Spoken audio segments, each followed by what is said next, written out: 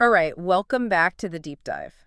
Now, I'm going to ask you to do something to start us off today, and it might trigger something for a lot of Oh people. boy, okay. I want you to, just for a second, close your eyes, unless you're driving, of course. Please don't do that if you're driving. Yes, please don't. But I want you to think Right. back to high school. Specifically, maybe junior year. You're in that awful plastic chair, the one attached to the desk. I can feel it. I can smell the root. You can smell it, right? It's like chalk dust and some, I don't know, industrial floor cleaner. Yep. And you look up at the board, maybe it's a chalkboard, maybe a whiteboard, and it's covered in these squiggly lines. There are circles, there are triangles. Weak letters. So many Greek letters. And I want you to bring up three very specific words: sine, cosine, and tangent. The unholy trinity of teenage confusion. Exactly, that's it. For most of us, those words don't exactly bring joy. They bring up, stress or just soul-crushing boredom. Right. Math feels cold. It's rigid. It's binary. You're either right or you're wrong, and that's it. It's the absolute opposite of something like, say, a spiritual experience. You don't pick up a geometry book and think, here it is, the path to my soul. No, you don't. We're taught to put these things in completely separate boxes. Math is for logic, for engineering, for building things in the physical world. It's for the head. It's for the head. Yeah. And spirituality, well, that's for the heart. Yeah. And the two just never, ever meet. But then this is the huge but that our entire deep dive is about today.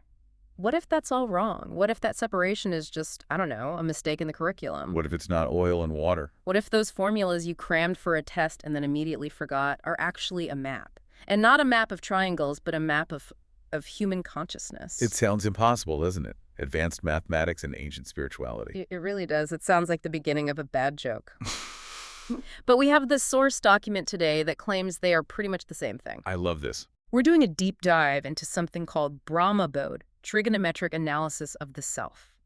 And the question we're really asking is, can a trig formula explain your anxiety, your happiness, your, ultimate freedom? It's an incredible premise. Okay. The document we have, it's titled just mathformula.docx. Very humble. Very understated. It outlines a model that treats math not as a tool for calculation, but as sacred geometry. Sacred geometry. I love that phrase. It suggests there's a kind of divinity in the structure of things. Exactly. It's not just measuring the world, it's understanding the blueprint behind it. Yep. So our mission today is to decode these formulas. But we're not just, doing the math. Right. We're trying to find the emotional feeling behind the numbers. Yeah. We want to see if we can find you, the listener, inside of these equations. And I'll admit, I was skeptical at first. I mean, I barely passed Calc 1. I was the kid asking, when am I ever going to use this? We were all that kid. And the idea that sine and cosine could explain why I was stressed about my email this morning, it felt like a stretch. But as I was reading this Brahma-Bode material, actually, can you break down that name for us? What does that mean? Of course. It's Sanskrit. Brahma refers to the absolute, the ultimate reality, the fabric of existence itself. Okay. And Bode means knowledge or awakening. So together, it's something like the awakening to the absolute. The awakening to the absolute. That has a much better ring to it than Trigonometry 101. It certainly does. So as I'm reading this, I started to get this weird feeling, this feeling of, oh my God, this actually makes perfect sense. It's almost shocking how well the math maps onto the messy reality of being human. That's the key right there. Math is the study of patterns. It's the language of relationships. And our minds are full of patterns. They're full of patterns. We cycle, we oscillate, we spiral. These are all geometric terms. So what we're going to do today is build a mental image. We're going to construct what the source calls a unit circle of the self. Okay, let's set the stage. The source is very specific about the visual here. It says it's abstract data visualization meets sacred geometry. So I want you to forget the classroom. Forget the fluorescent lights. We're in a vast, dark space. It's somatic. I'm hearing a Hans Zimmer score in the background. Exactly. Imagine a backdrop of deep, velvety blue, Yeah. like the edge of space. And floating in this void are lines of glowing gold. Laser sharp. Laser sharp. Yeah. It's precise, but it's beautiful. It's warm. And in the center of all this is our stage, the unit circle. Okay, for anyone who, like me, has actively repressed their math memories, what exactly is a unit circle? It's the foundation for everything in trig, and it's actually really simple. It's a circle on a graph centered right at the origin, and it has a radius of exactly one. Just one. So the distance from the very center to any point on the edge is always one, no matter what direction you go. Okay, but Why a circle? Right. I feel like we usually think of our lives as a line, a timeline, a career path moving forward. That's a very linear way of thinking, Yeah. right? It's all about progress, growth, getting more. Sure. But this framework, and a lot of Eastern philosophy, sees the circle as the fundamental shape. Hmm? It has no beginning, no end.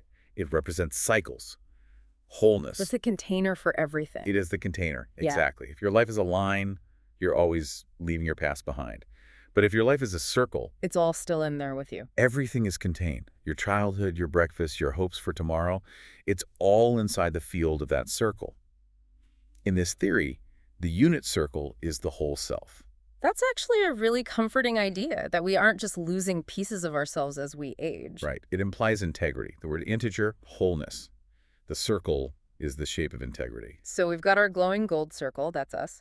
And inside, we have a point moving around. To know where that point is, we need the axis, the x, and the y. This is where the translation starts. In a normal graph, x is horizontal, y is vertical. Right. But in Brahma-Bhu, these are dimensions of your being.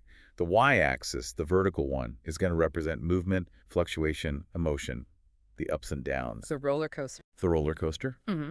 And the x-axis, the horizontal one, represents grounding, witnessing, clarity. Okay, I can see that. The vertical is the drama. The horizontal is the steady ground beneath your feet. Precisely. And the dance between these two is what defines your experience. Which brings us to our first big formula. The sign of suffering. Or, as the source calls it, chitta-vritti. Chitta-vritti, a core concept in yoga. So what does that mean, chitta-vritti? Well, chitta is the mind stuff. Your memory, your thoughts, the whole database of your psyche. And vritti means a whirlpool or a wave. A whirlpool. I like that. So chitta-vritti is the fluctuations of the mind. The mind shatter. The mind chatter. The voice that says, I'm hungry, then I'm worried, then did I leave the stove on? It's the static. The nonstop news ticker at the bottom of your brain? That's it. So the formula the source gives us is chitta-vritti equals sine of theta. Okay, the sine function. If you graph it, it's a wave. It just goes up and down. It's the perfect oscillation. It starts at 0, goes up to a peak of +1, comes back down through 0 to a valley of -1, and then repeats. Highs and lows. Exactly. And the source argues this is the perfect model for human emotion. The +1 is your joy, your excitement, the dopamine hit.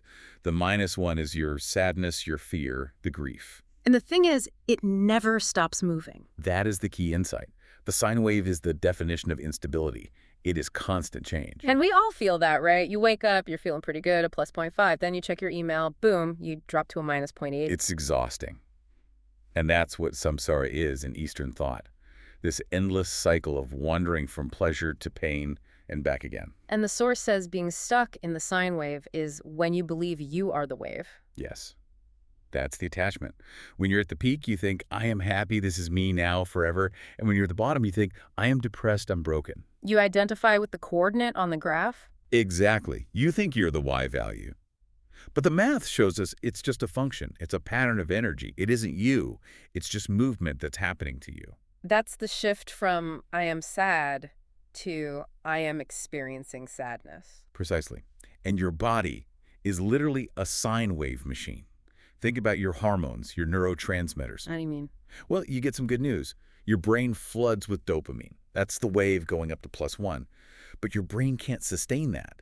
It's physically impossible. You have to come down. You have to come down. The system has to rebalance, so the wave must descend. If it didn't, your neurons would burn out. So trying to be happy all the time, which is what our culture tells us to do, is literally fighting physics. It's fighting the geometry of your own being, and that fight is the suffering. It's not the fall that hurts, it's resisting the fall. Wow. Okay, so if we're all just stuck on this roller coaster, are we just doomed to be nauseous forever? If you only live on the y-axis, then yes, you're just a cork in the ocean. Right. But this is a unit circle. We have another axis. We have the x-axis. Which brings us to the hero of the story, the cosine of clarity. In Sanskrit, Sakshi Pav. Sakshi Pav. Break that down for us. Sakshi means witness, and Pav is a state of being. So together, it's the state of the witness, or witness consciousness. And the formula is Sakshi Pav equals cosine of theta. Now, mathematically, the cosine wave looks a lot like the sine wave, just shifted a little. But on our circle, it represents the horizontal distance, the x-axis. The ground, the stability. The stability. While sine is jumping up and down with emotion, Cosine is providing the perspective, the grounding. The source has this great analogy. If sine is the movie on the screen, the drama, the explosions, then cosine is the person sitting in the theater watching it. It's a perfect metaphor. You're watching a scary movie, your heart is racing, your palms are sweating, you're feeling the sine wave of fear. Oh, yeah. Totally stressed out. But you don't call the police, right? You don't run out of the theater screaming. No, because I know it's a movie. Exactly. Some part of you knows you're safe in a chair, holding popcorn. That part is the witness. That's the cosine. It lets you feel the emotion without being destroyed by it. You have a frame around the picture. You have perspective. And that's what cosine is. It's the part of you that can step back and say, wow, I'm feeling a lot of anger right now, instead of just becoming the anger. So let's look at how they work together. On the circle, as time passes, the angle theta changes, and they're both changing. They're in a dance.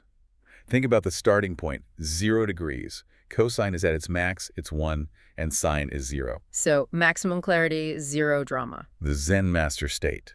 Total peace. But then life happens. The angle starts to increase, moving toward 90 degrees. What happens then? As the point moves up the circle, the sine increases, the drama goes up. And the horizontal distance, the cosine. It shrinks. It moves towards 0.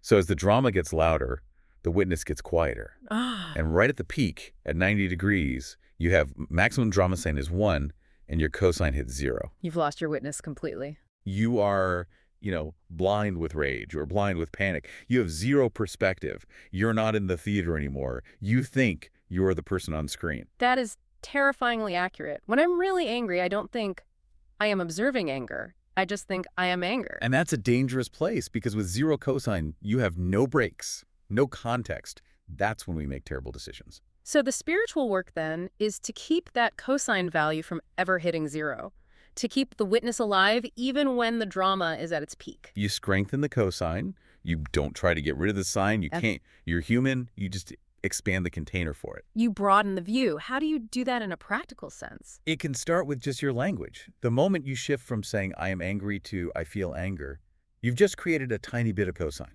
Just that little shift. It creates distance. A subject and an object. You've stepped back 1 millimeter. And that millimeter is everything. This leads us right to the master equation. The one thing I actually remember from high school, the Pythagorean identity. Yes. Sine squared theta plus cosine squared theta equals 1. I just memorized it. I had no idea what it meant. But in this context, it's kind of mind-blowing. It's the fundamental truth of the self in this model. Yeah. Let's really break it down. Okay. You have sine squared. That's your mental noise, your drama, your chitivritti squared. Some of my chaos. Then you add cosine squared. That's your witness, your clarity, your Sakshi-Bhav squared. The sum of my awareness. And when you add them together, they always equal 1. Always. For every single angle. It doesn't matter if you're having the best day of your life or the absolute worst. The sum is always immutably 1. And the 1 is the unified self. Wholeness. Brahman. That's the big aha moment. Yeah. Because it means no matter how chaotic I feel, let's say I'm having a panic attack, my sine value is at 0.9 or 9, I feel like I'm completely falling apart. You feel fractured. Broken. But this equation says the 1 is still intact. You were never broken. That's the incredible implication. Your underlying wholeness is constant. It's a mathematical law. It's like a conservation of energy for the soul. That's a perfect way to put it. You can't lose your wholeness. You can only lose sight of it. The energy shifts between sine and cosine, but the total is always 1. That's so validating. We're always trying to fix ourselves, but this says you're already defined as 1. And look at the squared part. Think about it. What happens when you square a negative number? It becomes positive. It becomes positive. So even your negative emotions, your grief, your fear, your anger, when they're squared this equation, they contribute positively to the whole. Whoa. Your darkness is structural. It's part of the geometry that makes you a complete circle. Without the negative half of the sine wave, you'd only be half a person. So the shadow self is actually holding up the building. It is. You don't get rid of it. You Yeah. square it. You integrate it. And that is what makes you whole. You are already defined as 1. That is something. But of course, we do get lost. We forget this equation, and there's a specific mathematical trap for that. Yes, there is. The tangent of illusion, or Maya. Maya, the cosmic veil that distracts us. So we have sine and we have cosine. Tangent is simply sine divided by cosine. Right. Drama divided by witness. Exactly. So think about what happens to that fraction. If your cosine, your witness, is strong, say it's a big number, close to 1, The tangent is small and manageable. You're grounded. But what happens when you stop witnessing? When you get totally sucked into the drama and your cosine starts to approach zero, You're dividing by a tiny, tiny number. and the result? It explodes. It goes to infinity. It goes to infinity. When cosine hits zero, you're dividing by zero. You break math. The tangent graph shoots up a vertical wall, an asymptote, that it never ever reaches. And that vertical wall is Maya. That's the trap. It's the perfect metaphor for obsession, for addiction. When we lose our witness, cosine equals zero, and we get lost in infinite desire. We spiral, If I just get this one thing, I'll be happy. If I just check my phone one more time. but you never reach it. It's an asymptote. You're chasing an illusion, a ghost. That's the definition of Maya. Our entire economy feels like it's built on the tangent function. Oh, absolutely. Consumer capitalism is a tangent engine. A commercial's job is to spike your sine-crete desire and suppress your cosine discouraged thought. Limited time offer. They want your witness at zero, so your impulse goes to infinity. It's weaponized trigonometry. And the result is burnout because you're climbing a wall with no top. So that frantic, desperate energy that I need it now feeling, that's a tangent spike. Yes. And it tells you exactly what the problem is. Not that your desire is too big, but that your witness is too small. So you don't fight the desire, you just bring back the witness. You increase the denominator, you step back, you take a breath, you say, I see that I'm spiraling. That sentence alone adds cosine. And the tangent collapses, the spell breaks. A monster becomes a mouse. That's so practical. Okay, so we've covered suffering, clarity, wholeness, and the trap. But there's one more piece. The advanced class. Calculus. The calculus of enlightenment, moksha. Moksha. Liberation. And for this, we need the derivative. Now I'm panicking a little bit. Don't panic. It's a simple idea. A derivative just measures the rate of change.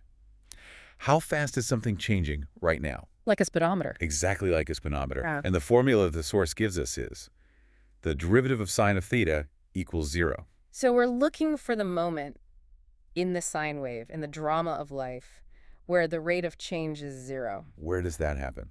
The wave is always moving, isn't it? It feels like it. Almost always. But think of a pendulum.